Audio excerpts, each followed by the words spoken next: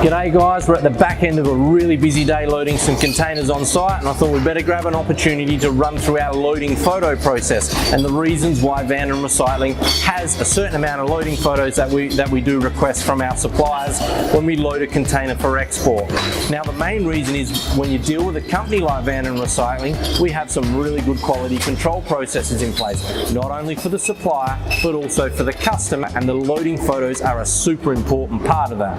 Second reason is the loading photos also give us an opportunity to have a record of this condition that the container's in, not only during the loading but during the unloading as well. So our suppliers take loading photos, our customers take unloading photos. Thirdly, if you're like me and you get busy, you can forget what you've got inside the container, or you can miscount bales, you can miscount bags.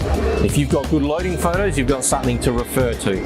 First step we do when a container ends up on site is we do a quick walk around the container, make sure there's no damage on the outside, crack the doors open and step inside. I've done a quick walk down the back and it's in pretty good nick. The next step is taking photos of your stock prior to loading.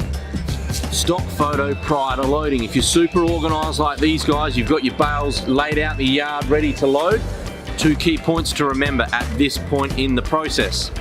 This is the stock that you've sold the buyer, and when your forklift driver's loading it, if they notice any bales that are not up to the standard of the quality that you sold the buyer, I suggest you leave them out, and you have that opportunity right now before they end up in the container.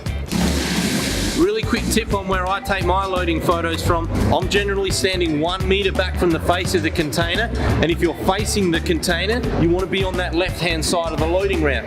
Now, if you put yourself in that position, the photo you're going to get is the exact photo of the footage you can see behind me. And what you do end up getting is you get the container number in every single photo, which is super important, and you are able to see down the back of that container. The next photo is from outside. We want to get this full length of the wall. The empty container with the right-hand door shut and the left-hand door open, okay?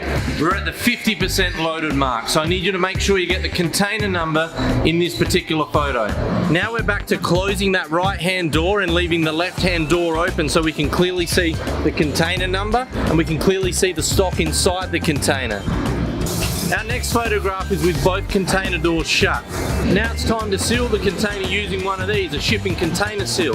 Now some countries have their own inspection process, and that may require an additional seal being attached to the container. The first step is taking a good photo of the seal before you put it on the container, and then we want a photograph with the seal attached to the container, and then one from further back like this one showing the full container with the seal on it. Now this container's loaded and it's ready to go to port for export, and we really hope our guide to loading photos is going to help your business.